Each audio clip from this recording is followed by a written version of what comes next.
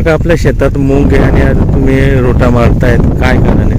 ते कारण मुगाला शेंगा लागल्या नाही त्या कारणास्तव आणि पुढच्या जे पीक येणार आहे ते रोटा मारून याच्यात काही ना काही उपयोग होईल बुवा यासाठी.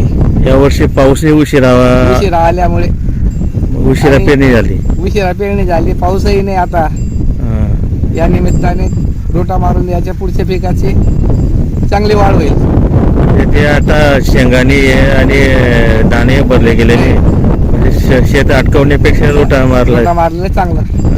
किती आहे काका हे पूर्ण क्षेत्र? हे 90-95 आर. पूर्ण किती बियाणे लागले होते याला? याला 25 किलो. 25 किलो. आणि खर्चही लागला असेल? खर्च सरासरी 15,000 रुपयाच्या आसपास लागलेला आहे. मग आता पूर्ण मेहनत वाया वाया जाईल. गेली.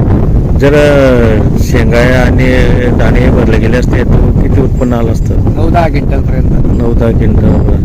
म्हणजे जो लागलेला खर्च आहे तोही निघाला असता आणि वरती थोडा काहीतरी राहिलं असतं. मग आता काहीच नाही. आता काहीच नाही. काका आता पेरणीपासून म्हणजे पेरणीपासून तर पूर्ण एवढं निघाला राखली जाते आणि एवढं मोठं म्हणजे पीक वाढवल्यानंतर रोटा मारला जात आहे. शेतकऱ्याला किती वेदना होत असेल?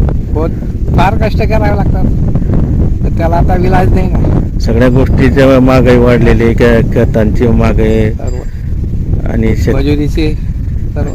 आणि शेतकऱ्यांच्या मालाला भाव नसतो. भाव तर आताही नाही. आताही नाही. काय नाव आहे काका आपलं? सुरेश बापूराव पाटील वेले. दादा आपल्या शेतात मूग आहे आणि आपण मुंगावर आता वखर फिरवताय, काय कारण आहे आणि कशामुळे? दादा मूग तर पेरलेला होता. मुगाला कसं आहे, फुलावरी सगळं जडून गेला. धुवारीच्या मारामध्ये काही मला पाऊस थोडासा लेट झाला त्याच्यामुळे. आणि बिघ्याला 7 किलो प्रमाणे बी टाकलेलं. 4 बिघे शेत. 4 बिघे म्हणजे आज 28 ते 30 किलो बियाणं टाकलेलं आहे.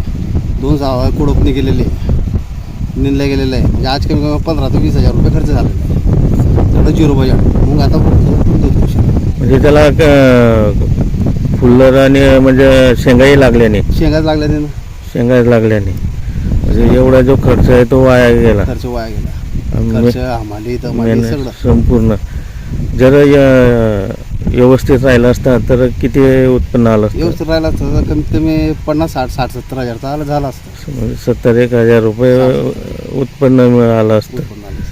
आता हा खर्च बी गेला, अंगावर पडलं, पूर्ण गेला. पाऊस जो आहे तो नियमित नाही आणि उशिराने. पाऊस म्हणजे टायमावर नाही आहे.